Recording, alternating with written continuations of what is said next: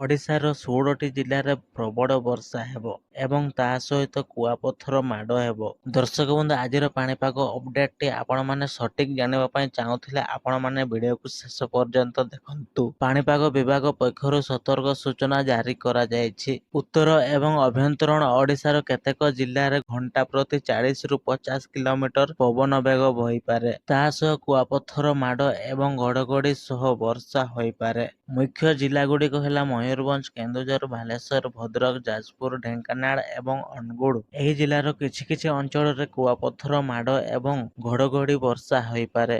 ଦର୍ଶକ ବନ୍ଧୁ, ଭିଡ଼ିଓ ଆଗକୁ ଯିବା ପୂର୍ବରୁ ଭିଡ଼ିଓକୁ ଗୋଟେ ଲାଇକ୍ କରନ୍ତୁ। ଚ୍ୟାନେଲ ଯଦି ଆପଣ ନୂଆ ଆସିଛନ୍ତି ତାହେଲେ ସବସ୍କ୍ରାଇବ କରିକି ରଖନ୍ତୁ। ପାଖରେ ଥିବା ବେଲ୍ ନୋଟିଫିକେସନ ଅନ୍ କରନ୍ତୁ, ଯାହାଫଳରେ ନୂଆ ନୂଆ ଅପଡେଟ୍ ପାଣିପାଗ ଖବର ଆପଣମାନେ ସର୍ବପ୍ରଥମେ ପାଇପାରିବେ। ତା ସହିତ ଆପଣଙ୍କର ଚାଷୀ ଭାଇ ଭଉଣୀ ମାନଙ୍କ ପାଖକୁ ନିହାତି ଭାବରେ ସେୟାର କରନ୍ତୁ, କାହିଁକି ନା ଚାଷୀ ମାନଙ୍କ ପାଇଁ ପାଣିପାଗ ନିହାତି ଜରୁରୀ। ତେଣୁକରି ଏହି ଭିଡ଼ିଓଟି ନିହାତି ଭାବରେ ସେୟାର କରନ୍ତୁ ଚାଷୀ ଭାଇ ଭଉଣୀ ମାନଙ୍କ ପାଖକୁ।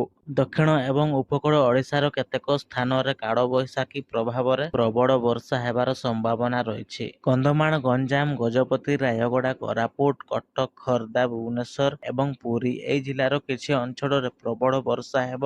ଦର୍ଶକ ବନ୍ଧୁ, ନୂଆ ନୂଆ ଅପଡେଟ୍ ପାଣିପାଗ ଖବର ଜାଣିବା ପାଇଁ ଆମ ଚ୍ୟାନେଲକୁ ନୂଆ ଆସିଥିଲେ ସବସ୍କ୍ରାଇବ କରିକି ରଖନ୍ତୁ। ପାଖରେ ଥିବା ବେଲ୍ ନୋଟିଫିକେସନକୁ ଅନ୍ କରନ୍ତୁ, ଯାହାଫଳରେ ନୂଆ ନୂଆ ଅପଡେଟ୍ ପାଣିପାଗ ଖବର ଆପଣମାନେ ସର୍ବପ୍ରଥମେ ପାଇପାରିବେ। ତା ସହିତ ଆପଣଙ୍କର ବନ୍ଧୁ ପାଖକୁ ନିହାତି ଭାବରେ ସେୟାର କରନ୍ତୁ, ଯାହାଫଳରେ ସେମାନେ ମଧ୍ୟ ନୂଆ ନୂଆ ଅପଡେଟ୍ ପାଣିପାଗ ଖବର ସର୍ବପ୍ରଥମେ ପାଇପାରିବେ।